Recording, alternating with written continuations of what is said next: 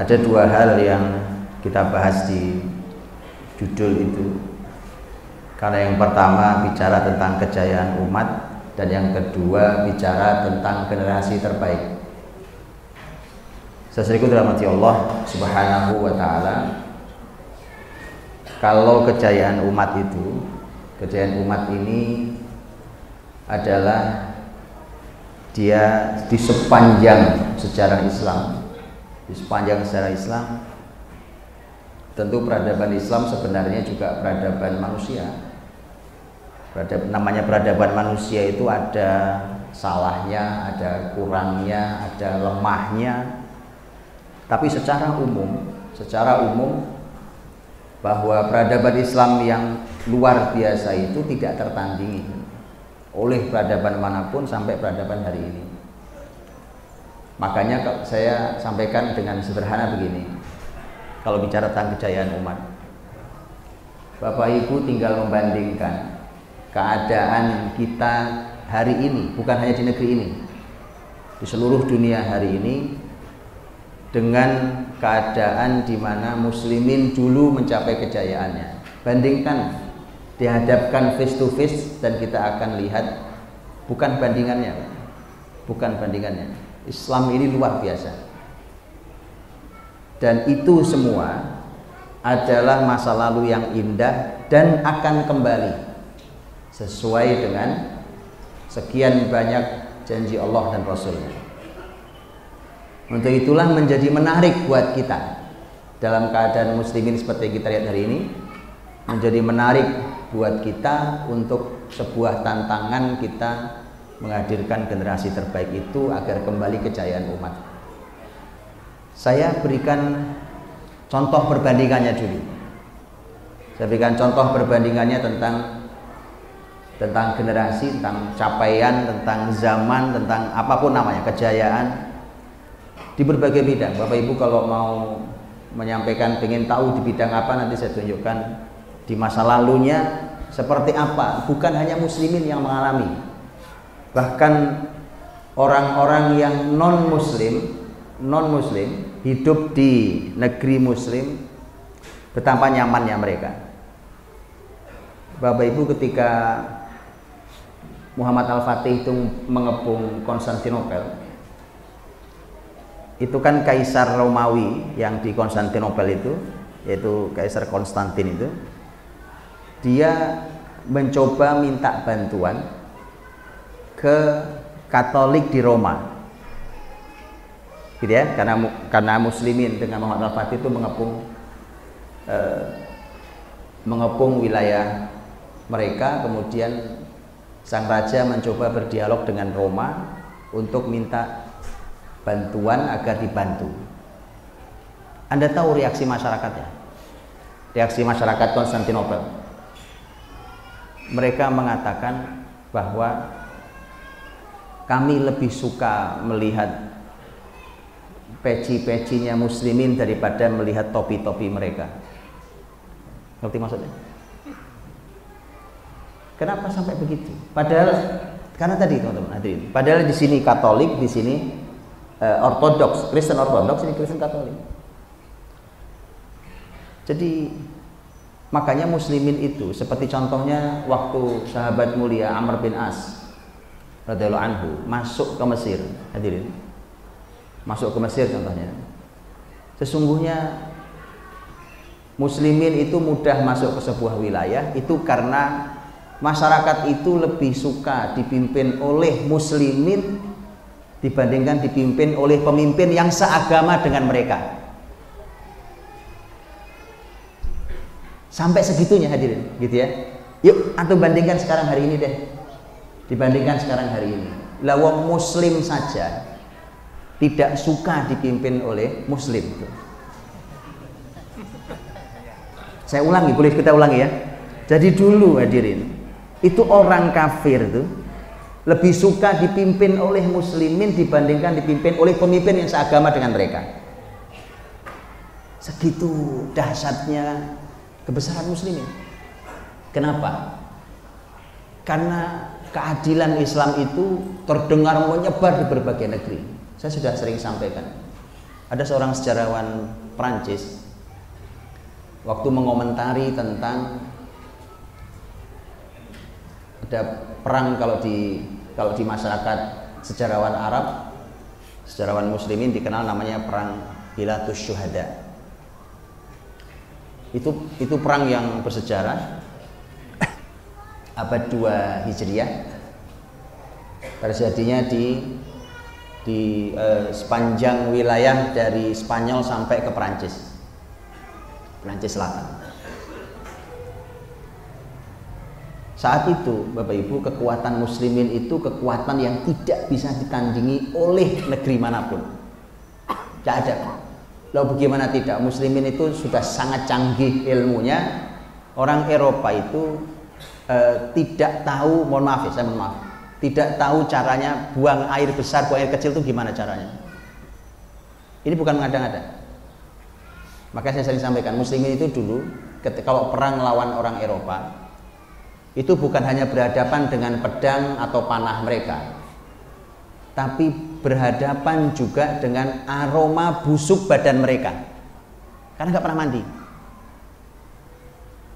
Jadi budaya tidak mandi itu dari dulu sampai hari ini Eropa masih berjalan.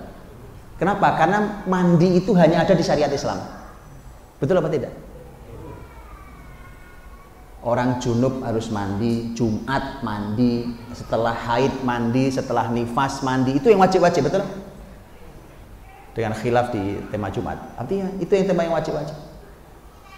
Nah, kalau orang Indonesia jangan tanya mandinya, Pak. Ya kan? Iya, mandi setiap sholat, Ustaz, ya? Setiap sholat mandi kata beliau. Eropa tidak suka mandi, Pak. Maka saat itu ketika perang Bilatus Syuhada itu, muslimin dipimpin oleh seorang pemimpin luar biasa namanya Abdurrahman Al-Ghafiqi rahimahullah ta'ala. Ini seorang tabi'in, orang besar. Abdurrahman Al-Ghafiqi rahimahullah ta'ala di dalam ketika memimpin itu, dan qadarullah di Bilatus Syuhada itu ini juga pelajaran sangat mahal, tapi bukan pembahasan kita hari ini. Begitu intinya muslimin kalah di perang itu. Yang menarik adalah salah seorang sejarawan Prancis itu bukannya dia senang, bukannya dia senang dengan kemenangan negeri mereka, Prancis, tetapi dia tangisi kekalahan muslimin. Anda tahu kenapa?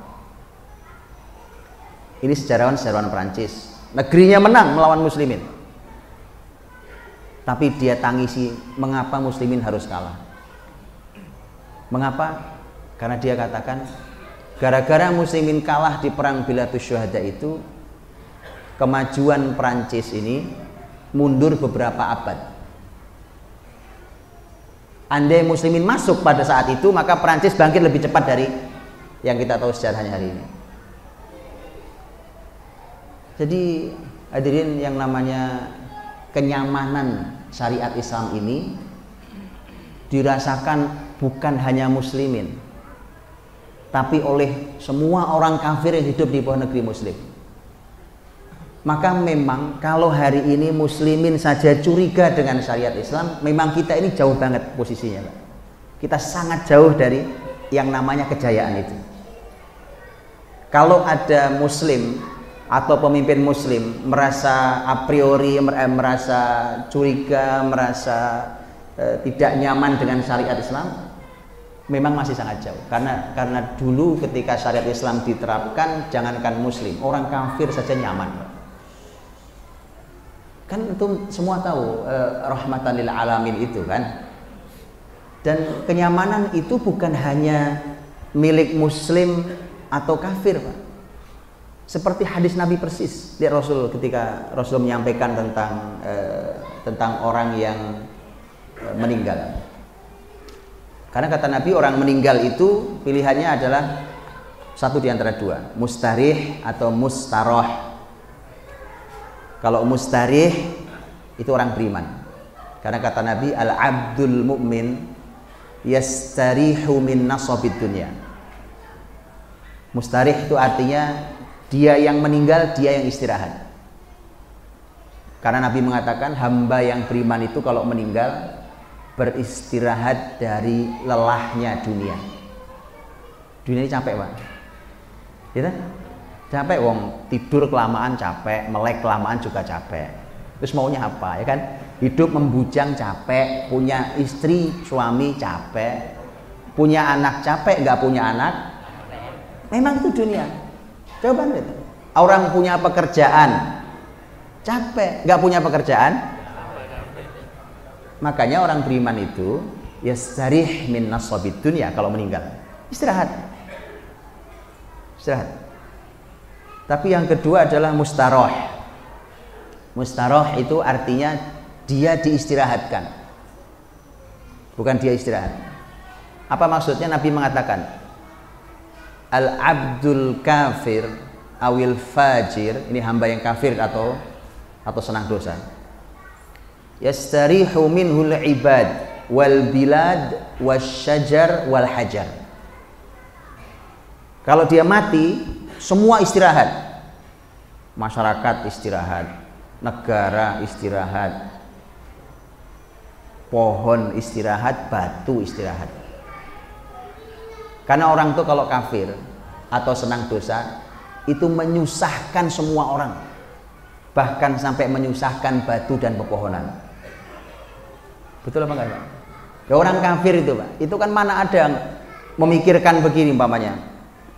Ini muslimin, Pak. Muslimin itu berpikirnya, muslimin itu bukan hanya berpikir tentang kecanggihan teknologi, tentang kebutuhan masyarakat, bukan itu. Itu pasti difikirkan muslimin, tetapi muslimin juga mengukur tentang efeknya. Tentang efeknya. Kalau umpamanya gitu, efek dari teknologi ini atau efek dari memenuhi kebutuhan ini ternyata efeknya merusak bumi Allah, nggak akan dilakukan muslimin. Kenapa? Allah sudah pesan, wala tufsidu fil ardi ba'da islahiha, jangan rusak bumi, kata Allah. Kan jelas kalimat setelah bumi diperbaiki. Ya, coba teknologi hari ini, bahan bakar apa nggak bolongin bumi? Bolongin bumi apa enggak, Pak? Atau diuruk lagi? Mana orang minyak, Pak? Diuruk lagi apa enggak diuruk lagi? Biarin aja. Batu bara dibiarin juga. Katanya ada program ini. Bohong semua. Muslimin pasti berpikir yang lain. Bagaimana caranya pengganti ini? Ya, toh lihat sekarang, toh buktinya hari ini mulai difikirkan tentang bahan bakar renewable, betul kan? Bahan bakar yang bisa diperbarui. Kalau diperbarui kan sesuatu yang bisa diperbarui, pohon bawahnya ditanam, diperbarui. Kalau pohon malah hijau, Pak, bumi, manfaat sekali. Enggak, saya cuma ngasih contoh, teman-teman, ya, cuma ngasih contoh. Muslimin itu tidak hanya berpikir tentang bagaimana caranya memenuhi kebutuhan manusia, tapi kemudian menjadi tidak rahmat bagi semesta ini.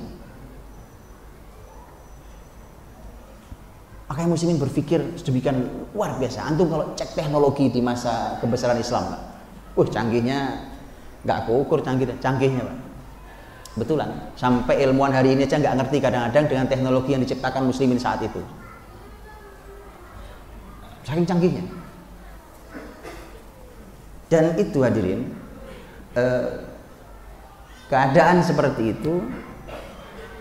itu karena tadi menjadi ruh muslimin. Ruh muslimin itu kan kitab sucinya. Sehingga kalau kitab sucinya mengatakan ayo bergerak, dia bergerak, ayo berhenti, jangan lakukan, itu ruhnya.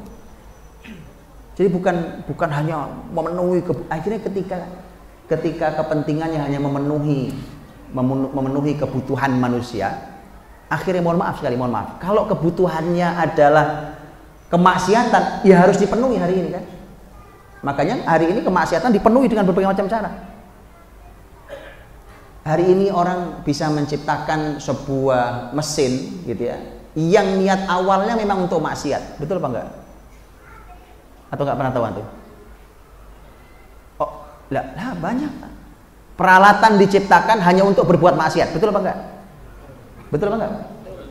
Banyak contohnya. Atau enggak tahu? Antum memang orang-orang baik, jadi antum enggak perlu tahu maksiat. Iyalah kan? Itu kan antum lihat-lihat lah ya. Minimal lihat di berita atau di film. Nah itu alat perjudian itu umpamanya, itu kan mesin semua diciptakan. Orang berpikir keras gimana caranya menciptakan alat ini untuk apa? Untuk maksiat. Di berbagai maksiat. Karena apa? Karena itu dianggap sebagai kebutuhan manusia, tapi tidak diukur bahwa apakah Allah ridho atau tidak ridho. Kalau itu hanya muslimin, Pak, kalau itu. Termasuk ketidakridhoan Allah adalah kalau buminya dirusak. Nah, jadi muslimin itu berpikirnya komprehensif, lengkap. Bukan cuma tadi, ayo kita teliti habis itu merusak bumi. Ayo kita teliti habis itu bolongin lapisan ozon kita. Ayo ini ternyata mengotori mengotori air kebutuhan vital manusia. Hadirin dirahmati Allah, Bapak Ibu berbahagia. Muslimin di berbagai bidangnya, bahkan kalau Bapak Ibu mau bicara perbandingan tentang tingkat kesejahteraan, itu boleh diadu. Saya tunjukkan Bapak Ibu. Ini dialognya salah satu gubernurnya Umar bin Abdul Aziz dengan Umar bin Abdul Aziz. Khalifah Umar bin Abdul Aziz di masa dinasti Bani Umayyah. Ketika beliau naik posisinya sebagai khalifah, maka kemudian beliau karena beliau melihat bahwa beberapa kepemimpinan sebelumnya itu melakukan hal-hal yang menurut Umar bin Abdul Aziz itu kezaliman pada masyarakatnya. Ini bagus nih untuk Indonesia, Pak. Maka ketika Umar bin Abdul Aziz naik, dia umumkan bahwa di semua negeri Islam dan ibu kotanya Damaskus, tapi wilayah kebesarannya sudah masuk sampai Spanyol, Pak. Anda tahu Damaskus di Suriah, itu ke utara, ke selatan, ke timur, ke barat, wilayahnya sangat besar. Pemimpinnya Umar bin Abdul Aziz rahimahullah taala meninggal tahun 101 Hijriah. Umar bin Abdul Aziz kemudian membuka yang disebut dengan al-madzalim. Jadi ini sebuah kementerian baru yang dibuka oleh Umar bin Abdul Aziz. Jadi kurang lebih gitu ya. Apa fungsinya al-madzalim? Pemimpin di semua daerah itu harus menerima aduan masyarakat yang merasa dizalimi oleh negaranya selama ini. Silahkan ajukan apapun, bahkan masyarakat yang mengadu itu tidak punya bukti, berikan haknya. Kenapa? Karena kalau orang dizalimi itu, Pak, ya kan, contoh nih, Pak, Anda megang surat tanah sertifikat, ya kan? Tapi namanya orang dizalimi itu, diadu di pengadilan pun, walau Anda pemilik sahnya, Anda kalah kok. Itu kalau dizalimi kan begitu. Jadi bukti yang Anda pegang itu kan nggak ada gunanya. Makanya Umar bin Abdul Aziz bilang nggak perlu bukti, karena kalau bukti tetap akan kita zalimi masyarakat ini, karena pasti mereka sudah kalah bukti dengan orang-orang zalim itu. Adukan apa saja, jujur antara mereka dan Allah SWT, maka mereka mengajukan. Datang itu hari-hari awal kepemimpinannya, sampai Baitul Mal Irak gitu, Pak. Baitul Mal Irak itu sampai mengeluh kehabisan uang untuk membayari masyarakat yang merasa dizalimi oleh negara. Lapor ke Umar bin Abdul Aziz, kata beliau, tidak masalah, lebih baik harta negara habis dibandingkan negara ini menzalimi rakyatnya. Itu loh pemimpin tuh kalau muslim begitu ya. Ini kalau muslim beneran. Nah, Umar bin Abdul Aziz rahimahullah ta'ala itu, hadirin, beliau setelah melakukan konsep itu, kemudian beliau mulai membangun negerinya. Karena beliau memimpin tidak lama, karena makanya ini kepemimpinan beliau legendaris sekali. Karena beliau memimpin hanya 29 bulan dan beliau meninggal. Itu negerinya luar biasa makmurnya. Sampai salah satu gubernurnya itu protes ke Umar bin Abdul Aziz. Loh, rakyat makmur kok protes, kenapa? Kira-kira apa protesnya kira-kira? Protes. Gubernurnya datang ke Umar bin Abdul Aziz, protes Protes gara-gara makmur. Kira-kira protesnya apa? Hah? Lah, zakat kok protes? Nah. Oh, itu bukan protes. Kalau kisah yang di Afrika pembagi zakat nggak nemu siapa mustahiknya, itu nggak protes. Dia cuma menyampaikan bahwa dia bukan protes, dia ngeluh karena tidak menemukan mustahiknya. Nah, ini protes. Ini gubernur yang lain. Dia protes. Protes sama ngeluh kan lain ya. Dia protes. Anda tahu kenapa protes? Gimana Ustaz? Oh, nggak ada kerjaan? Oh, orang makmur. Oh. Nggak perlu kerja gitu ya. Protesnya gini Ustaz. Karena rakyat itu menjadi kaya. Ya maklum Mbak, kemarin masyarakatnya serba susah. Beli barang-barang nggak kebeli karena harga naik, duit nggak ada. Gitu ya. Kemudian begitu di masa Umar bin Abdul Aziz, masyarakat pegang uang banyak. Karena selama ini tidak terbeli, maka mereka membeli apa saja. Duit ada, oh, ini ada dibeli, ini ada dibeli. Karena kemarin-kemarin nggak bisa beli, paham ya? Maka sang pemimpin ini, nah ini hebatnya Islam. Islam itu memimpin bukan cuma pemimpin politik, Pak. Yang dipikirin gimana politik, gimana memolitiki teman-temannya. Bukan itu. Tetapi yang dipikirkan adalah karena sang pemimpin juga sang pendidik loh, Pak. Kalau antum baca politik dalam Islam, walaupun nggak pas kalimat politik, as-siyasah syar'iyah, gitu ya, siyasah syar'iyah. Al-Mawardi umpamanya dalam kitab Al-Ahkam Sultaniyah, beliau mengatakan para ulama itu Islam ketika mendefinisikan as-siyasah politik, as-siyasah syar'iyah, itu kan sebenarnya kan terdiri dari dua hal. Politik Islam itu harus terpenuhi dua target besar. Yang satu adalah hirasatuddin, yang kedua adalah siyasatud dunia. Hirasatuddin itu jaga agama Islam ini. Jadi kalau pemimpin nggak bisa jaga agama Islam ini, ya itu nggak masuk di politik Islam, Pak. Mau dia Muslim, mau dia ngajinya puluhan tahun, tapi kalau begitu naik dia nggak bisa jaga agama ini, itu nggak masuk siasat syariah. Al-Mawardi katakan, hirasatuddin, jaga agama ini, itu tugas pemimpin. Dan yang kedua baru siasatid dunia, bagaimana berstrategi, bersiasat untuk dunia ini. Di dunia ini kita harus berstrategi yang canggih untuk bisa memakmurkannya. Nah, maka pemimpin gubernur itu kan beliau merasa bahwa ini ada yang salah di masyarakat. Punya duit kok jadi beli apa saja. Beli apa saja itu di dalam Islam tidak benar, Pak. Mau apa aja dibeli gara-gara duitnya ada. Karena pasti langsung terbayang oleh kita salah satu yang muncul dampaknya adalah mubadzir, bukan? Tabdzir, wala tubadzir tabdzira. Innal mubadzirina kanu ikhwana syayatin wa kana syaitanu rabbih kafura. Maka datang ke Umar bin Abdul Aziz, Pak. Protes itu. Gimana nih? Beliau tuh pengennya jangan diberikan semua gitu loh. Simpanlah sebagian, ya kan? Hak mereka tuh kenapa? Karena masyarakat ini menjadi membeli apa saja gara-gara punya uang. Apa jawaban Umar bin Abdul Aziz? Kata Umar bin Abdul Aziz, tugas saya adalah memberikan hak milik mereka seutuhnya, dan tugas kamu adalah meluruskan akhlak mereka. Enak kok. Begitu tugas. Ayo coba sekarang diukur, Pak, dengan kesejahteraan hari ini. Kalau ada orang protes tentang kesejahteraan, kira-kira gara-gara kebanyakan duit atau nggak punya duit? Itulah. Makanya kalau kita mau bicara tentang kejayaan umat ini, atau banding-banding deh.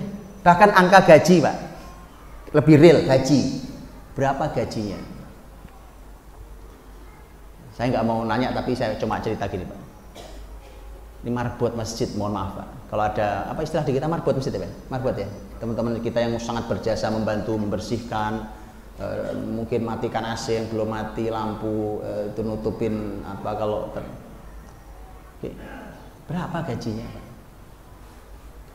Anda tahu di masa itu sudah all in itu, Pak. Nyapu iya, ngepel iya, gulungi karpet iya, ya kan? Matiin lampu iya, nyalain lampu iya, matiin. Itu di Islam nggak? Itu tercatat di sejarah Islam. Sampai berapa gaji mereka itu tercatat.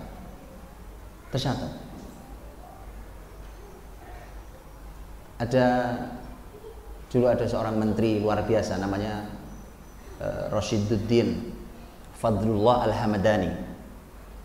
Beliau membuat kawasan di kota Tabriz, Iran. Hari ini Iran, ya tentu Iran Sunni, dulu Sunni Iran. Di kota Tabriz dia membuat kawasan, sampai kawasannya dinamakan kawasan Roshidi.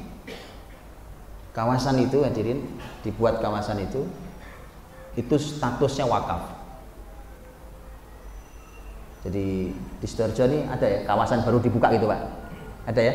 Ya di situ ya perumahan, ya lengkap dengan fasilitasnya, ya toko, ya pasar, ya masjid, ya sekolah, ya apa itu. Itu kawasan itu semua wakaf. Sudah ada yang pernah antum dengar di Indonesia begitu? Ada gitu? Ini sejarah itu bukan masa lalu hadirin, sesuatu yang harus dijalankan. Bagaimana caranya? Ayo kita pelajari. Strateginya bagaimana? Ayo kita pelajari. Baru kita akan bicara tentang kejayaan Islam. Kita belum bicara generasi kayak apa yang bisa menghadirkan kayak gitu. Bikin masjid besar tentu di kawasan itu sebagai sentral kehidupan muslimin. Itu ada orang yang kerjaannya cuma buka nutup pintu Pak. Ini namanya bawab. Ya bawab itu kerjaannya buka nutup pintu, karena nanti bagian nyalain dan matiin lampu lain lagi orangnya. Lain lagi yang kerjaannya mematikan dan menyalakan lampu. Itu bawab sama yang matinya itu. Bawab itu gajinya 30 dinar setahun. Dinar di masa Rashiduddin itu, 1 dinar itu dibuat 3 mithqal. Gini gampang hitungnya. Itu kalau dirupiahkan Pak, gajinya si orang yang kerjanya buka nutup pintu doang itu, cuma buka nutup masjid itu sebulan gajinya 15 juta rupiah. Itu gampangnya gitu Pak. Gimana?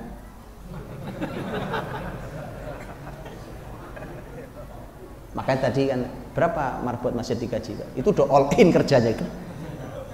Makanya saya bilang Pak, ini masalah Anda mau bicara Islam itu bicara segalanya. Kemakmuran iya, kesejahteraan iya, kebahagiaan iya, kenyamanan iya, keamanan iya, keadilan iya. Begitu itu Islam Pak. Cuma karena kita ini tidak belajar itu semua, kemudian kalau nyebut syariat Islam tuh rasanya pada ketakutan ya. Mbok yang ngaji Pak, ngaji, bukan ngopi, ngaji. Hah? Ngaji Pak. Kalau ngaji itu ya Allah, ini data loh, seabrek data. Wah antum kalau tanya gaji tertinggi dulu di masyarakat siapa Ustaz? Guru Pak, guru, dosen, itu gajinya mentok paling tinggi itu Pak. Sekarang gaji guru paling tinggi, paling kasihan Pak. Masya Allah ya kan, kasihan Pak. Oh, ilmu-ilmu yang luar biasa, para profesor, ada profesor seminar ini. Tanya Pak Prof ya. Profesor, Masya Allah, menyedihkan Pak. Gajinya di dunia Islam dulu dimuliakan luar biasa, karena kan semua keahlian yang ini kan hasil didikan mereka. Bukankah logis ketika mereka digaji lebih besar dibanding yang lain? Betul enggak? Makanya saya dari dulu Pak, mohon maaf ya, saya agak-agak nggak setuju dengan pahlawan tanpa tanda jasa itu. Bahwa muridnya semua udah punya jasa Pak, mosok gurunya nggak punya jasa. Tapi saya tahu itu kalimat baik, karena kalimat itu maksudnya guru itu ikhlas Mas, tapi tolong digaji yang tinggi. Kasihan guru-guru itu, ya Allah. Apalagi guru honorer. Saya tidak ngerti Pak. Ya tapi mau gimana, emang negaranya miskin. Rashiduddin Pak, Anda tahu itu tadi yang saya sebut dengan gaji uang itu Pak, itu bukan satu-satunya yang dia dapat, tetapi itu adalah sebagian dari kesejahteraan yang dia dapat, karena dia masih dapat makanan pokok, karena makanan pokok mereka roti Pak. Kalau kita beras, makanan mereka pokok roti itu, maka mereka dalam setiap hari mendapatkan sekian man. 1 man itu 3 kilo. 3 3 kilogram kurang lebih. Artinya dia dapat berkilo-kilo untuk setiap harinya, untuk dia dan keluarganya. Itu bisa bayangkan betapa nyamannya. Itu yang bagian kerjaan nutup buka pintu. Kan kebayang atau gaji dosen berapa? Ingin tahu? Atau nggak usah? Iya. Karena kalau saya kasih tahu tuh pingsan masalahnya. Gitu ya. Jadi hadirin, sekarang tuh membandingkan apa? Membandingkan keadilan, hukum. Bicara hukum, hukum buat mainan kok cuma. Anda kalau bicara hukum, ruh Nabi ketika Nabi bersumpah, wallahi lau saraqat Fatimatu bintu Muhammad laqata'tu yadaha. Kata Nabi, demi Allah, kalau Fatimah putriku mencuri, aku potong tangannya. Itu bukan basa-basi hadirin. Keadilan ditegakkan betul. Dan yang sangat legendaris juga, ini yang sangat legendaris adalah negeri Samarkand. Tahu Samarkand ya? Pernah dengar kata negeri Samarkand? Samarkand itu hadirin, Samarkand itu masuk Islamnya di masa Umar bin Abdul Aziz tadi. Masuk Islamnya Samarkand itu unik negeri itu masuk Islamnya. Karena muslimin saat itu punya pasukan yang masuk negeri manapun itu tidak bisa ditandingi kekuatan muslimin itu. Maka begitu muslimin masuk ke situ, orang-orang Samarkand itu kan agamanya bukan Islam. Maka begitu muslimin masuk dan menguasai kota Samarkand itu, maka kemudian dukun-dukun Samarkand, tokoh-tokoh masyarakat yang itu kumpul untuk mencoba mencari di mana celah kesalahan muslimin. Ketemu celahnya, Pak.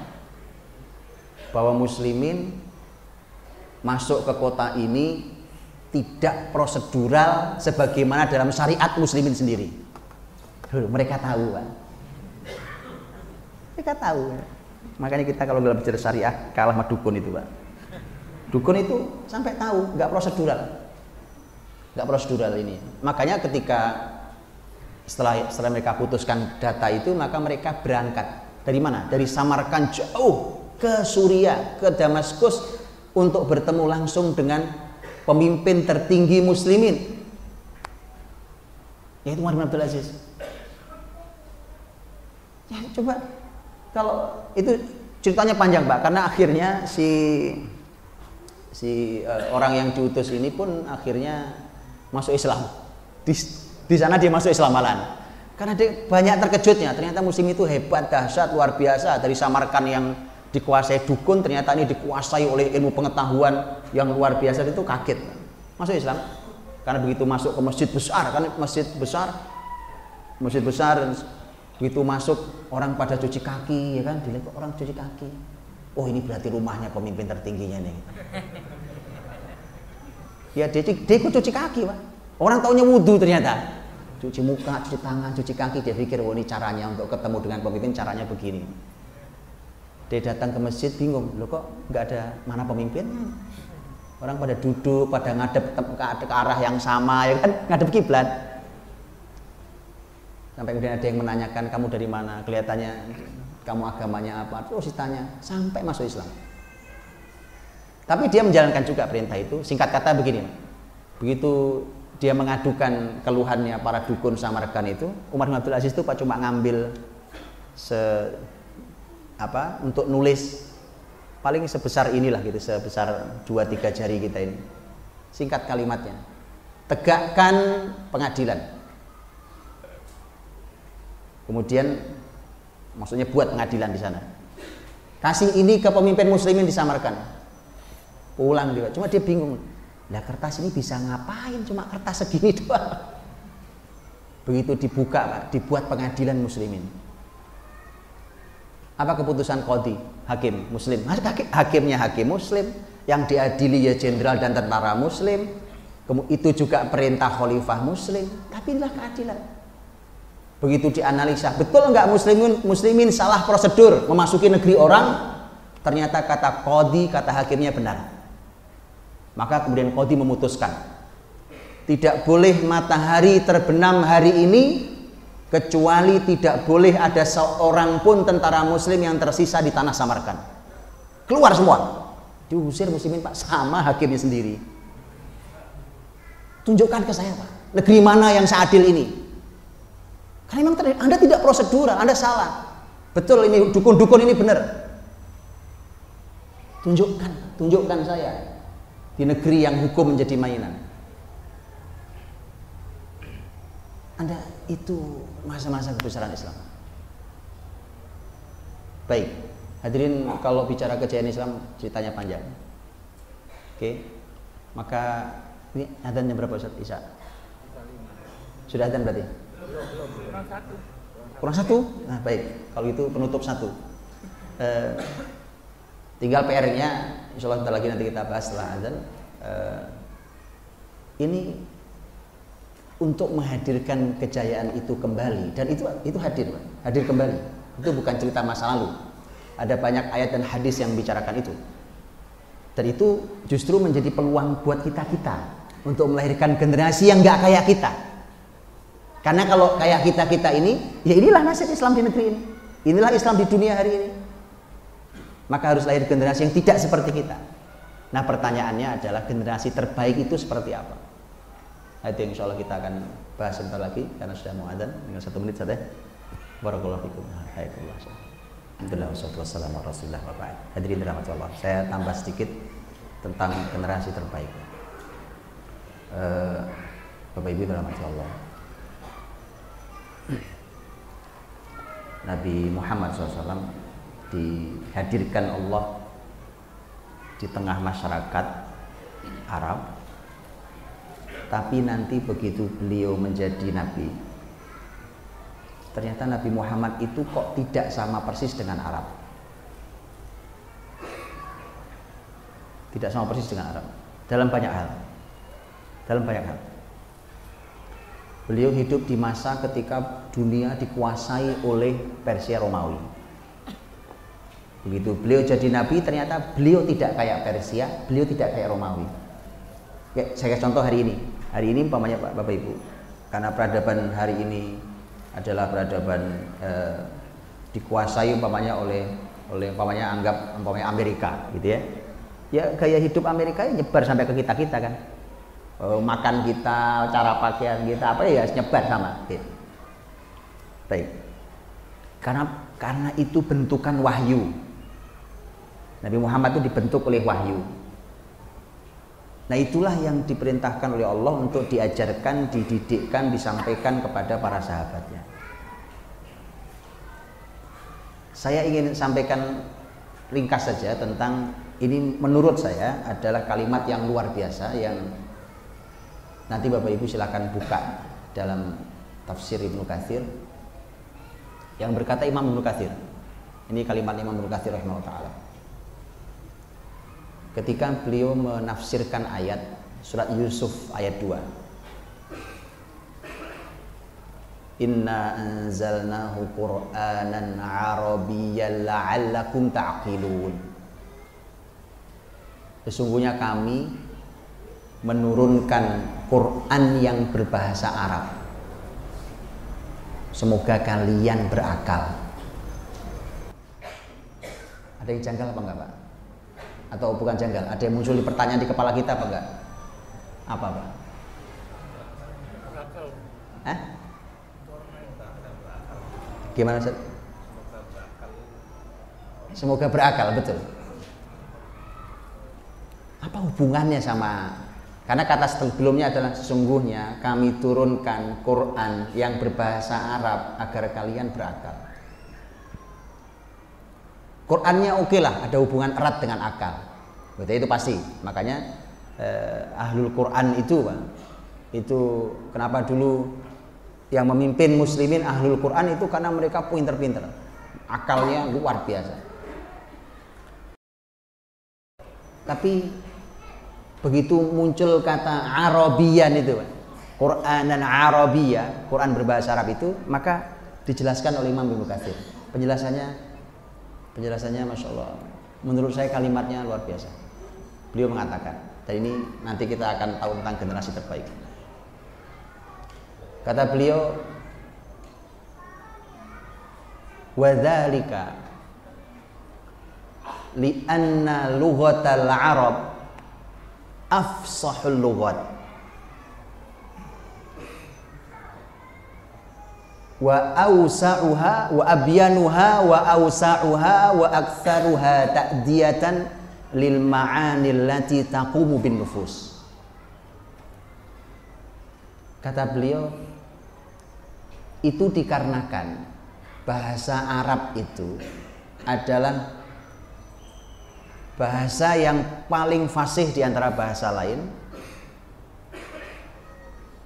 Ini adalah bahasa yang paling jelas, paling luas, dan paling mampu menghadirkan makna yang bisa menegakkan jiwa. Kalimatnya berat semua, Pak. Tapi itulah bahasa Arab. Saya tidak jelaskan kalimat ini karena saya jelaskan juga sulit antum rasa-rasa yang tidak bisa bahasa Arab. Jadi kalimat ini cukup 1 poin, belajar aja bahasa Arab. Simple. Nanti Anda balik ke kalimat ini, antum akan merasakan. Antum bisa bandingkan dengan semua bahasa dan kalimat Imam Ibnu Katsir benar. Ya? Paling fasih, paling jelas, paling luas, dan paling banyak dan paling mampu menghadirkan makna yang bisa menegakkan jiwa. Ya, selesai. Mau contoh, Ustaz? Kasih contoh. Oke, saya kasih contoh. Bapak Ibu dirahmati Allah. Pernah tidak? Nih orang Jawa Timuran banyak yang berbahasa Jawa, ya kan? Anda berbahasa Indonesia. Kita bisa berbahasa Indonesia. Begitu Anda bicara bahasa Indonesia, kemudian terselip kata bahasa Jawa, kata Jawa dalam bahasa Indonesia. Kemudian kita bilang, kenapa saya selipkan kata ini? Karena padanan kata di bahasa Indonesia nggak ada. Pernah begitu, Pak? Pernah atau sering? Nah itu, karena Anda merasa ini sama dengan ini nggak pas juga, Pak, nggak gitu-gitu juga, kurang ini enggak, ini juga bukan itu juga, tapi kurang lebih lah gitu. Saking tidak ada padanan kata. Kenapa? Bahasa itu bukan cuma masalah padanan kata, Pak, masalah rasa, betul nggak? Kedalaman rasa itu bahasa. Paham dengan itu ilustrasinya? Bahasa Arab melebihi itu semua, melebihi itu semua. Dan saya kasih contoh gampang. Kamus bahasa Indonesia. Saya mau nanya, Pak, kamus bahasa Indonesia yang paling tebal berapa jilid? Kamus bahasa Indonesia yang paling tebal berapa jilid? Oh, salah saya pertanyaan saya. Kamus bahasa Indonesia yang paling tebal berapa halaman? Ada jilid nggak ada? Berjilid ada nggak? Nggak ada, cuma 1 jilid, cuma tebal gitu. Saya tidak salah nanya, Pak, karena di dalam bahasa Arab, kamus bahasa Arab itu panjangnya segini, Pak, jilid-jilidnya itu. Betulan ini, tanya Ustaz Wafi ini pakarnya ini, tanya beliau. Ya. Al-Qamusul Muhit, Lisanul Arab, itu kamus bahasa Arab. Segini, Pak, panjangnya. Berjilid-jilid.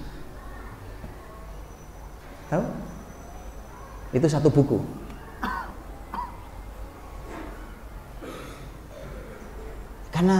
Karenanya ketika Quran, nah, makanya kalimat berikutnya nih, Pak, nanti Imam Ibnu Katsir mengatakan setelah beliau menjelaskan bahasa Arab.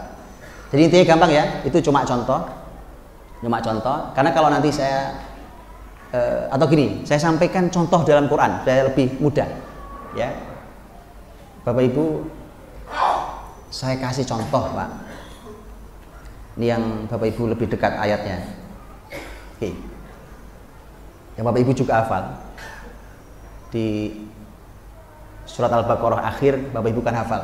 Laha ma kasabat wa 'alaiha maktasabat. Itu kalau terjemahan bahasa Indonesia, Pak, tidak akan pernah, atau bukan bahasa Indonesia, bahasa apapun di dunia tidak akan pernah bisa mewakili bahasa Arab. Ini cuma 1 contoh kecil dari Quran yang antum tahu 6.000 lebih ayat itu. Laha ma kasabat, kalau diterjemahnya kurang lebih setiap orang, setiap jiwa itu mendapatkan kebaikan yang dilakukannya. Wa 'alaiha maktasabat, dan mendapatkan dosa dari perbuatan maksiat yang dilakukannya. Itu intinya gitulah. Itu di terjemahannya. Kalau ada yang buka boleh dibaca. Ya. Nah, tapi mari saya jelaskan secara bahasa Arab, Pak. Ya. Kata laha bagi jiwa itu, bagi setiap orang. Maka sabat, kata kasab, kaf, sin, ba dalam bahasa Arab, kata kasab itu artinya sebenarnya usaha, Pak. Makanya orang kerja itu namanya kasab juga. Orang kerja itu kasab juga. Makanya Imam Muhammad bin Hasan Asy-Syaibani rahimahullah taala, ini muridnya Imam Abu Hanifah, itu punya kitab judulnya Al-Kasbu. Kasab, Al-Kasbu. Isinya tentang kerjaan. Nyari duit. Dengan Al-Kasbu itu. Itu murid Imam Abu Hanifah rahimahullah taala, Muhammad bin Hasan Asy-Syaibani. Jadi kasabat itu artinya adalah usaha kita. Setiap kita yang berusaha kebaikan, gitu ya, maka dia mendapatkan pahalanya. Wa 'alaiha, ini masalah dosa yang kedua ini. Kalau tadi kebaikan, ini masalah dosa. Maktasabat, akar katanya sama-sama kasabat, tapi bunyinya enggak begini. Wa 'alaiha makasabat, laha makasabat wa 'alaiha maktasabat, karena jadi bukan menjadi kasabah lagi, menjadi iktasabah. Artinya ya sama. Akar katanya kasabah sama, cuma ditambah alif, iktasabah ditambah alif dan ditambah ta. Kebayang apa nggak kebayang? Ini kita belajar bahasa Arab malam ini ya. Jadi kasabat menjadi iktasabat, yang akarnya sama-sama berusaha artinya. Iktasabat itu ketambahan 2 huruf saja, alif, ada alif dan ta, iktasabat. Paham ya? Oke. Di dalam kaidah bahasa Arab muncul kaidah begini di para ahli bahasa Arab. Kullama zadal mabna zadal makna.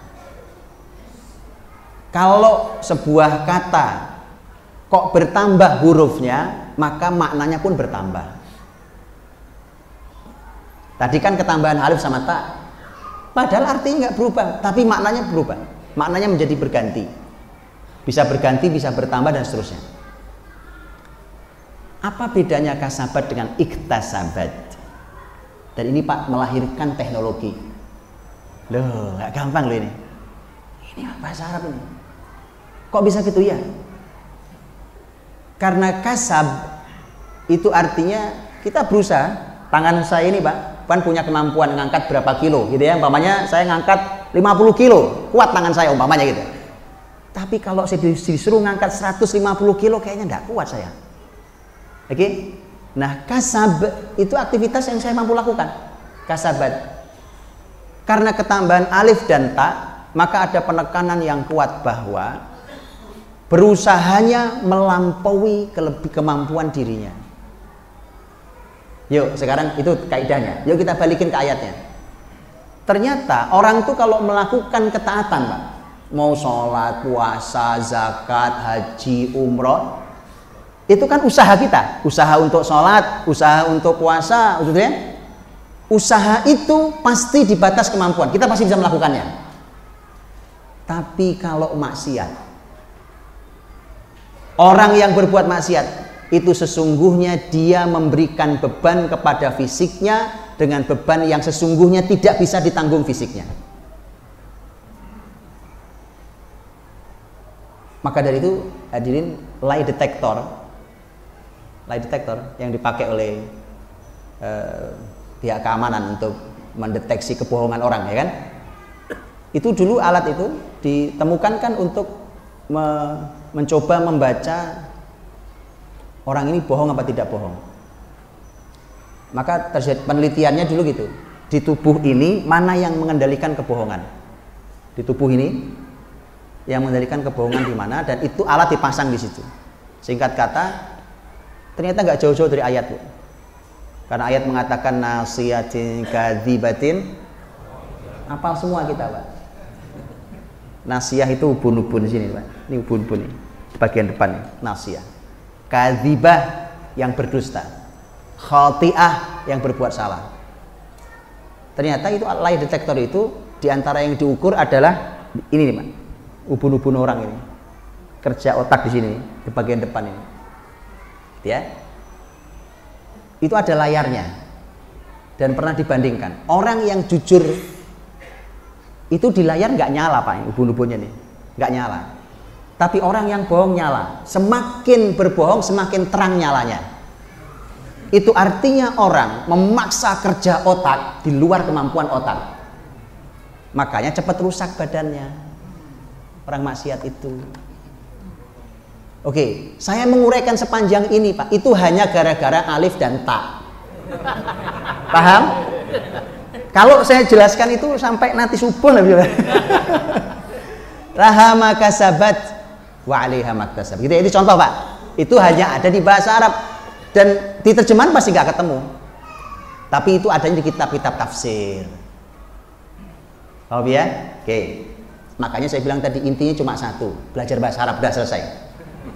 Ya. Karena manfaatnya untuk kitab suci kita. Baik. Imam Ibnu Katsir mengatakan, lanjutannya ini saya sampaikan kalimat lanjutannya. Falidzalik unzila asyraful kutubi bi asyrafil lughat ala asyrafir rusuli bi safarati asyrafil malaikah fi asyrafi biqa'il ard wabtudi'a inzaluhu fi asyrafi syuhuris sanah wa huwa Ramadan fakamula min kullil wujuh.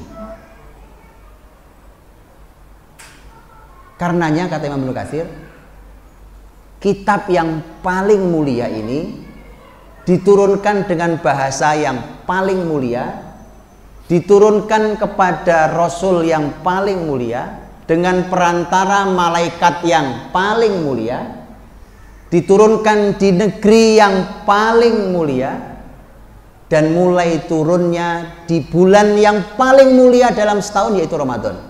Maka sempurnalah dari semua sisi. Berapa kemuliaan tadi? Oke. Itu semua kemuliaan itu. Muslimin ini hadirin, untuk menjadi generasi terbaik, semua kemuliaan dan kebaikan itu harus diambil. Itu gampangnya. Karena ini bahasa, dimulai dari bahasa kitab suci, belajarlah bahasa Arab karena ini berurusan dengan generasi terbaik. Muhammad Al-Fatih Pak, orang Turki kan, bahasanya bukan Arab, tetapi bahasa Arab itu dulu bahasa muslimin. Imam Bukhari orang mana? Bukhara, Uzbekistan. Ya jelas bukan wajahnya aja, bukan wajah Arab, namun jelas orang Uzbek. Tetapi itu dulu kita semua tahu Imam Bukhari punya kitab, diantara kitab yang paling terkenal Sahih Bukhari kan. Itu bahasa persatuan muslimin dan itu bahasa kitab suci muslimin. Pelajari itu semua Pak, nanti akan menjadi mulia. Pelajari bahasa kitab sucinya, pelajari kitab sucinya. Makanya nanti ada kata pengait yang mudah sekali Bapak Ibu silahkan cek, karena tidak ada waktunya kita bicara. Cek di ayat ataupun di hadis, begitu ketemu kata sebaik-baik kalian, kata sebaik-baik kalian, oke? Kumpulin tuh kata, lakukan, maka jadi generasi terbaik. Sederhana. Contohnya ketika bicara Quran, Quran itu baik dari semua sisi, karena di belajar kitab suci terbaik. Karena Rasul sudah mengatakan bahwa Quran itu dimulai belajarnya saja sudah jadi orang terbaik. Khairukum man ta'allamal Quran wa'allama. Orang terbaik di antara kalian adalah yang belajar Quran. Jadi baru belajar sudah jadi terbaik, nanti mengajarkannya itu jadi terbaik. Ayo belajar. Ya. Dan jadi nanti tolong dikumpulkan kata khairukum itu, karena nanti kata khairukum, kata terbaik itu, baik di Quran ataupun di hadis Nabi yang dengan kata yang semisal, orang yang terbaik di antara kalian. Itu karena nanti Bapak Ibu itu di semua lini kehidupan sebagai pribadi, individu harus menjadi orang terbaik. Begitu kita nikah, di keluarga harus jadi orang terbaik. Begitu di masyarakat harus jadi orang terbaik. Begitu jadi pemimpin harus jadi pemimpin terbaik. Tadi kalau belajar Quran kan urusan pribadi, Pak. Saya belajar Quran, maka saya belajar, saya mengajar jadi orang terbaik. Khairukum, kata Nabi. Begitu saya nikah, saya punya istri, maka Nabi mengatakan khairukum li ahli wa ana khairukum li ahli. Orang terbaik di antara kalian adalah yang paling baik pada keluarganya. Betul kan? Jadi itu pasti jadi generasi terbaik. Ayo jadi generasi terbaik, Pak, gitu. Maka harus dipelajari semua ilmu tentang berumah tangga ala Nabi SAW untuk jadi orang terbaik di keluarga masing-masing. Karena Nabi memberikan jaminan di ujungnya, dan saya orang terbaik pada keluarga saya, kata Nabi SAW. Oke, begitu bicara tentang kepemimpinan bahkan, Pak, Nabi mintanya juga pemimpin terbaik. Wa khiyaru a'immatikum man yuhibbunakum wa tuhibbunahum wa yusalluna alaikum wa tusalluna alaihim. Pemimpin terbaik kalian, Allah maunya gitu. Ukuran pemimpin terbaik itu cuma 2, Pak. Ya ini lagi rame-rame mau milih pemimpin kan. Ukuran pemimpin terbaik itu kata Nabi 2. Berkisar di antara 2. Apa itu? Tadi ayat hadis tadi. Berkisar antara cinta dan doa. Kalian cintai mereka, mereka cintai kalian. Kalian doakan mereka, mereka doakan kalian. Itu ciri pemimpin terbaik. Antara cinta dan doa. Makanya Nabi mengatakan sebaliknya, wasyiraru a'immatikum. Pemimpin terburuk yang kalian punya. Man tubghidunahum wa yubghidunakum wa tal'anunahum wa yal'anunakum. Pemimpin terburuk kalian yang kalian punya, pemimpin terburuk adalah yang mereka benci, yang kalian benci mereka, mereka benci kalian. Yang kalian laknat mereka, mereka juga melaknat kalian. Jadi itu antara pemimpin dan rakyat kerjaan cuma caci maki tiap hari, Pak. Kenapa antum ketawa? Cocok ya? Saya nggak tahu jawab. Saya cuma bacain hadis Nabi. Ini tolak ukur luar biasa. Jadi artinya kita ini diminta, bahkan dimanapun nanti peran kita itu diminta harus menjadi orang terbaik. Itu dikasih panduan sama Nabi. Kan untuk ini, Pak, untuk menjadi pemimpin yang didoakan masyarakat dan dicintakan, antara cinta dan doa kan? Yang dicintai masyarakat dan didoakan masyarakat. Kan antum tahu itu nggak sederhana, karena cinta dan doa itu nggak bisa jadi kayasa, Pak. Ya kan? Cinta nih, masyarakat mencintai pemimpin, pemimpin mencintai itu hadir di hati mereka. Dan ini hebatnya, kalau masyarakat itu cinta pada pemimpinnya, masyarakat ini akan membantu pemimpinnya dalam suka ataupun duka. Betul kan? Makanya dulu Bapak Ibu, ketika kepemimpinan Islam dulu adil dan baik, ketika negara anggap mengalami penurunan perekonomian, terjadi di beberapa zaman, ketika terjadi penurunan perekonomian, itu rakyat rame-rame dengan ikhlas membantu negaranya, dengan sangat cinta. Kenapa? Karena mereka cinta pemimpinnya. Bukan berantem di medsos, Pak. Rupiah jatuh berantem di medsos. Hadirin dirahmati Allah, jadi dicek itu ya. Diturunkan ini kepada Rasul terbaik. Itu Pak. Belajar tentang Rasul. Belajar tentang Rasul, ada Quran, bicara tentang Rasul kita. Ada sirah Nabawi, ada hadis Nabi, ada sirah Nabawiyah. Pelajari yang lengkap tentang sirah Nabi SAW, karena kita akan mendapatkan panduan tentang semua kebaikan. Kan ini manusia terbaik. Mau bicara apapun, bicara pribadi terbaik, tetangga terbaik, suami terbaik, rumah tangga terbaik, pemimpin terbaik, semua. Belajarlah dari Rasul. Oke, ini cuma kunci-kuncinya, Pak. Dalamnya silakan dipelajari. Ashraf biqa'il ard, negeri terbaik. Diturunkan Quran di negeri terbaik, ya? Tanah suci. Tanah suci. Makanya gitu hadirin. Jangan sampai jadi orang aneh. Orang aneh itu sudah jalan-jalan ke berbagai kota dan negeri tapi belum umroh. Gitu, Pak. Jangan jadi orang aneh. Kalau mau jadi generasi terbaik, yang dikunjungi tempat terbaik. Tempat terbaik kan dimulai dari tanah suci sana. Kita punya 3 tanah suci. Betul ya? Makkah, Madinah, Quds. Dimulai dari sana. Habis itu silahkan jalan keliling bumi. Makanya Ibnu Battuta yang keliling bumi itu dan sempat singgah 2 kali di Aceh. Itu sebelum beliau keliling bumi, beliau haji dulu. Jadi ke tanah suci dulu baru keliling bumi. Gitu. Itu orang beriman. Ya. Jadi jangan jadi orang aneh ya. Jalan-jalan mana-mana foto update enggak umroh Mas belum. Orang muslim ke tanah tempat. Nah, ini masjid ini. Ini tempat terbaik di muka bumi seperti kalimat Rasul. Betul ya? Wa khairu biqa'il ard al masajid. Ini tempat terbaik di bumi. Ini masjid kita ini. Dan masjid-masjid yang lain. Puncaknya tentu masih di 3 tanah suci itu. Tapi ini tempat terbaik. Makanya kalau mau didik generasi terbaik di sini. Di masjid ini, bukan di pasar, karena pasar itu lawannya masjid. Sekarang pasar pakai AC, Pak. Bukan pasar becek itu. Kalau ke mall, begitu akurnya suami, istri, anak-anak, ya kan? Ajaib, luar biasa. Ini tempat terbaik. Nabi nyebut wa syarru biqa'ihal aswaq, tempat paling buruk adalah pasar. Walaupun pasar, sekali lagi, pasar dalam Islam harus dikuasai oleh muslimin, tetapi itu adalah wilayah yang harus hati-hati muslimin memasukinya. Maka ini tempat terbaik. Pendidikan kok jauh dari masjid? Bukan masalah lokasinya nih Pak ya. Ini bukan masalah lokasi. Ini masalahnya bukan sekedar lokasi. Maksudnya generasi ini harus sampai ke masjidnya. Tapi lokasi juga masalah Pak. Masalahnya begini, sudah tempatnya jauh, imannya tipis, nggak nyampe lah. Wong tempat depan rumah aja iman nggak ada, nggak nyampe. Masjidnya depan rumah, tinggal ngelangkah langsung halaman masjid Pak. Nggak sampai kok, karena iman tidak cukup. Penting.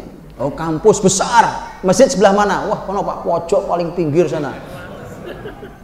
Perumahan besar, masjid sebelah mana? Nggak ada Pak, di sini masjid lagi berantem sama developer. Itu mau apa generasi ini? Mau mendidik dengan cara apa generasi ini? Nggak akan baik Pak. Generasi dididik di tempat terburuk. Didik generasi di tempat terbaik. Tahu ya? Satu tempat puncak terbaiknya di sana. Ayo anak, mudah-mudahan Allah mudahkan rezeki untuk bisa membawa keluarga ke tanah suci sana. Ya Allah Pak, itu kenikmatan luar biasa, tempat terbaik. Ya. Dan Imam Ibnu Katsir menyebut tentang zaman.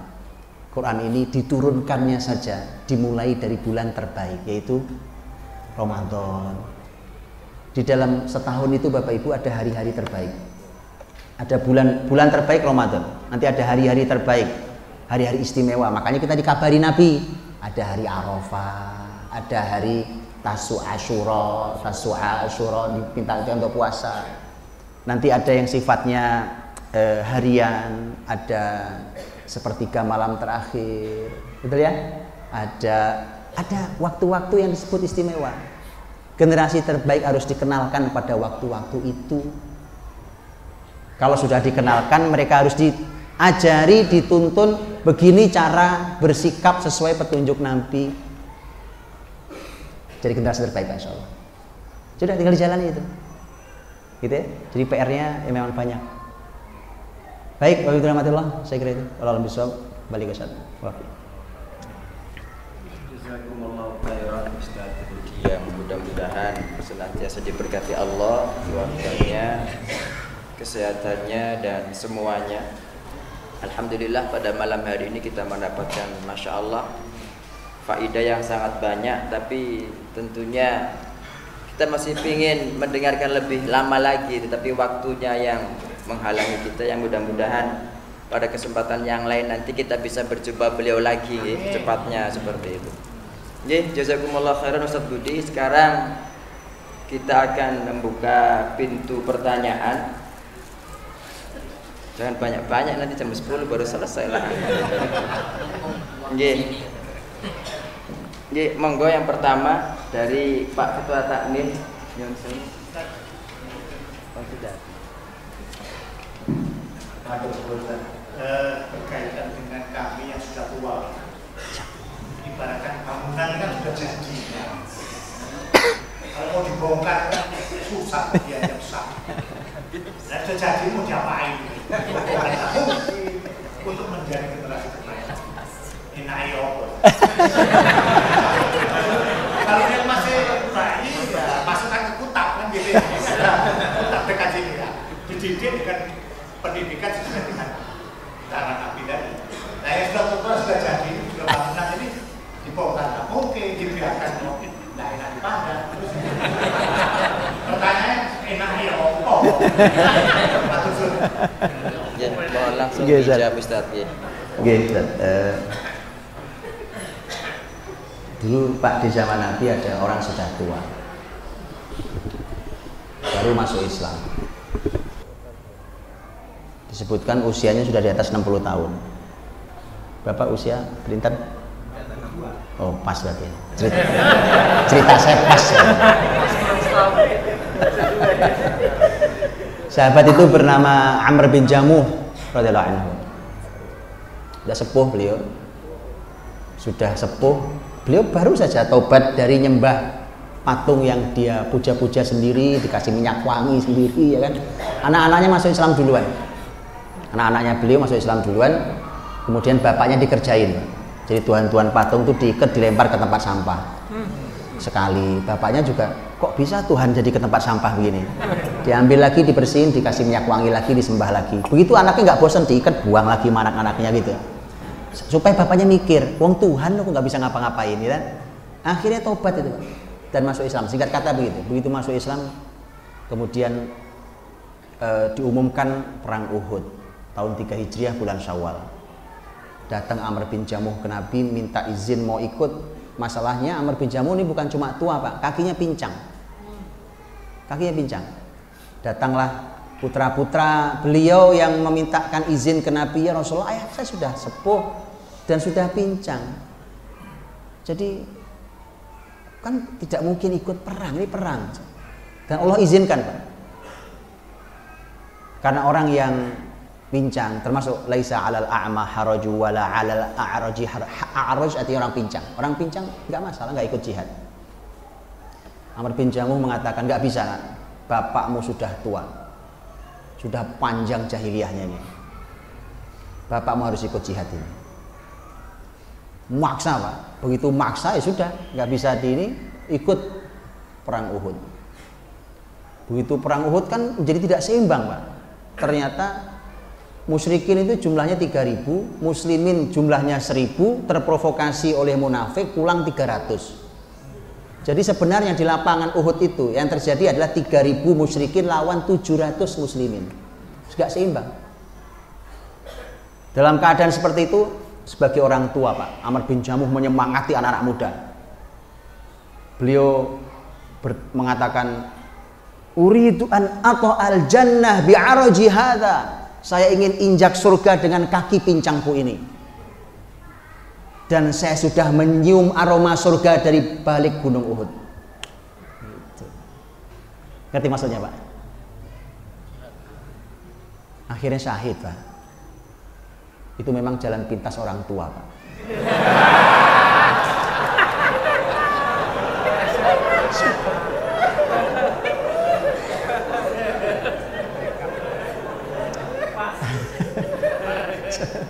Tapi kalau tidak ada perang kan perang nggak boleh dicari. Oke, berarti kayak tadi tuh Pak. Amr bin Jamuh menyemangati anak muda. Anak muda melihat beliau juga malu Pak.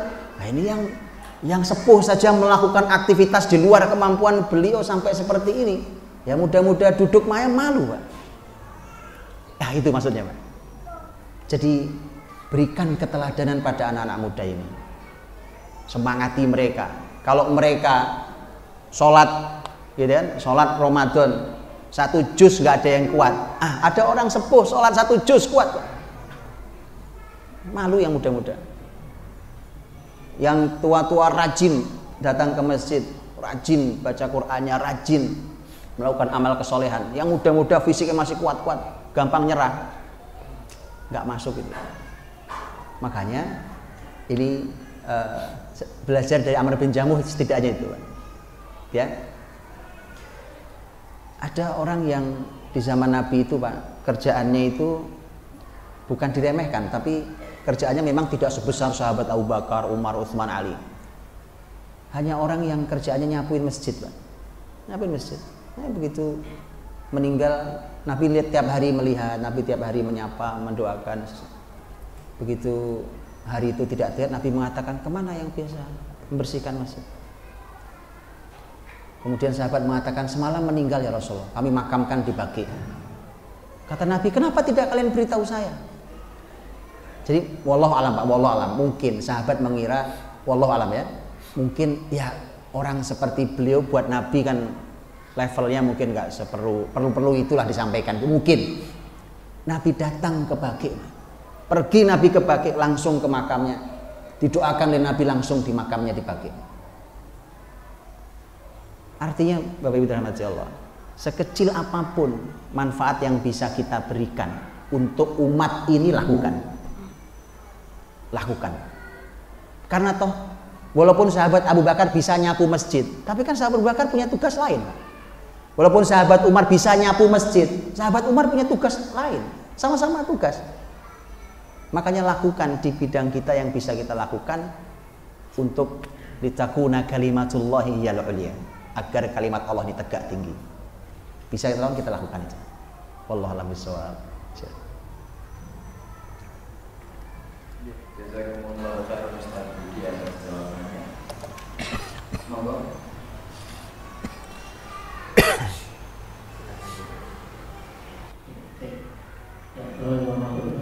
Assalamualaikum warahmatullahi wabarakatuh. Allah barik. Jadi ada beberapa pertanyaan dulu. Di beberapa yang tadi itu Ustaz menyebutkan kita bahas alami lisirah an-nabawiyah. Caranya saya tarbiyah Muhammad Munir al-Khutbah. Nah, saya kan anak kita. Jadi saya nyari referensi kira-kira kalau orang itu kalau misalnya belajar di Islam itu gimana? Akhirnya saya salah satunya menemukan ini. Nah, tapi saya nggak tahu jenisnya seperti apa. Saya cari juga masih belum ketemu. Karena itu di keterbatasan itu saya dengan bahasa Arab juga, jadi bahasa Indonesia juga saya belum nemu. Jadi pertanyaannya buku ini tentang apa sih? Bahas tentang apa? Rekomendasi apa lagi yang selain ini yang untuk orang-orang ini di bidang muslim di bidang Islam?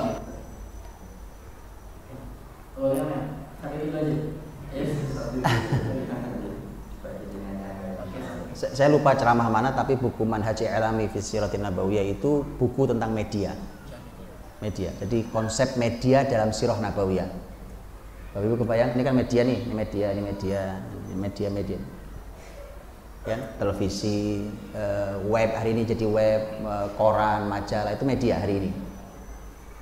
Seorang pakar sirah nabawiyah rahimahullah Syekh Dr. Munir Qutban yang menulis buku itu, beliau ini Pak, pakar itu kalau nulis ilmu itu sampai nggak kebayang oleh kita. Karena saya waktu pernah jumpa beliau sekali waktu itu lagi etikaf di Masjidil Haram, kemudian beliau lagi duduk etikaf juga bersandar di salah satu tiang, kemudian saya temui beliau, saya minta nasihat apa segala macam, kemudian saya tanya buku apa yang sedang beliau tulis yang terbaru, ternyata buku ini. Jadi buku udah lama sekali, karena saya jumpa beliau udah lama. Buku itu tentang media, dan yang begini hadirin, literatur Islam itu melimpah luar biasa di berbagai bidang. Ini tidak bisa diraih dengan bahasa Indonesia. Kalau antum mau bukunya ada di ruangan saya. Ya, bukunya 2 jilid 800 halaman. Ya tipis itu, hitungannya tipis kalau antum mau bisa dikopi bukunya, ada masalah insya Allah. Tapi yang enggak, setahu saya wallahu alam tidak ada terjemahan bahasa Indonesianya. Makanya tadi saya bilang nggak bisa. Antum kalau nggak belajar bahasa Arab nggak akan dapat ini semua. Literatur kita pasti akan sangat terbatas kalau tidak belajar bahasa Arab. Nggak mungkin diterjemah, ini sulit terjemah Pak. Kenapa? Karena kalau diterjemah dan kita nunggu dijual di toko-toko, namanya penerbit. Penerbit itu kan pasti harus mengukur pasar. Ini buku kalau diterjemah laku nggak di pasar, marketable apa enggak, kan gitu. Nah, padahal banyak buku konsep yang pasti nggak akan laku banyak, nggak akan laku Pak, tapi itu manfaat karena konsep. Begitu ya, itu konsep. Terlalu banyak buku yang tidak diterjemah. Makanya ya tidak ada pilihan anak-anak muda nih. Orang tua juga boleh. Tapi anak-anak muda ini Masya Allah, ayo teman-teman belajar bahasa kitab suci kita, belajar bahasa Nabi kita. Ayo belajar, gitu ya. Nah, kalau literatur tinggal antum mau di bidang apa, itu literatur yang Masya Allah melimpah ruah. Melimpah ruah Pak. Gitu ya, di berbagai bidang. Dan sekali lagi itu terakses hanya dengan menggunakan bahasa. Ya, kalau ada terjemahannya untung-untungan, tapi setahu saya yang ini nggak ada terjemahannya juga. Ya, itu saya kira wallahu a'lam bishawab. Satu lagi pertanyaan, monggo silakan. Alhamdulillah tidak ada berarti dosa ini. Cuma sebagai info saja kepada para hadirin, insyaallah segera ya bisa tadi ya ada yang namanya belajar bahasa Arab ya. Jadi belajar bahasa Arab itu hukumnya apa? Wajib atau sunnah atau gimana sebetulnya ini? Ini yang jawab Ustaz Wafi saja Pak. Iya, silakan Ustaz jawab Ustaz. Biar menyemangati teman-teman ini kan. Karena beliau ahli Pak, ini beliau ahli. Karena beliau sehari-hari ngomongnya Arab kan, sampai sekarang. Kalau saya kan sudah nggak ngomong Arab sekarang. Jadi, monggo Ustaz. Menyemangati saja ini. Ya, kalau begitu Ustaz sebagai moderator ya, saya mohon maaf mungkin banyak kesalahan di sana sini, terutama kepada Ustaz Budi dulu sebagai guru saya, dan kepada para jamaah kalau ada hal yang kurang diperkenankan sampai di sini saat ini, dan mohon ditutup dengan doa Ustaz. Jazakumullah khairan. Dari saya cukup sekian. Wassalamualaikum warahmatullahi wabarakatuh. Bismillahirrahmanirrahim. Mari kita berdoa di penghujung acara yang penuh keberkahan di tempat yang paling berkah di muka bumi. Semoga Allah Subhanahu wa taala memberikan kepada kita ampunan atas kelalaian kita selama ini terhadap syariat Allah. Semoga Allah menghadirkan generasi yang menegakkan kalimat Allah. Dan semoga kita diberikan negeri yang dijaga oleh Allah dengan dipilihkan pemimpin yang takut kepada Allah dan mencintai umat ini karena Allah SWT. Allahumma shalli wa sallim wa barik ala sayyidina Muhammadin wa ala alihi wa sahbihi ajma'in. Walhamdulillahi rabbil alamin. Hamdan yuwafi ni'amahu wa yukafi mazida. Ya Rabbana lakal hamd wa lakas syukru kama yanbaghi li jalali wajhikal karimi wa 'azimi sultanik. Allahumma inna nas'aluka wa nashhadu annaka antallah la ilaha illa antal ahadus samad lam yalid wa lam yulad wa lam yakul lahu kufuwan ahad. Allahumma ighfir lana wa li ikhwanina alladhina sabaquna bil iman wa la taj'al fi qulubina ghillan lil ladzina amanu rabbana innaka raufur rahim. Rabbana hab lana min azwajina wa dhurriyyatina qurrata a'yun waj'alna lil muttaqina imama. Allahumma adfa' 'anna al waba wal bala waz zalazila wal mihan wal fitan ma dhahara minha wa ma batan. Allahumma la tusallit alaina man la yakhafuka fina wa la yarhamuna. Allahumma la tusallit alaina man la yakhafuka fina wa la yarhamuna. Allahumma la tusallit alaina man la yakhafuka fina wa la yarhamuna. Rabbana atina fid dunya hasanah wa fil akhirati hasanah wa qina adzaban nar. Subhana rabbika rabbil izzati amma yasifun wa salamun alal mursalin walhamdulillahi rabbil alamin. Subhanakallahumma bihamdika asyhadu an la ilaha illa anta astaghfiruka wa atubu ilaik. Assalamualaikum warahmatullahi wabarakatuh.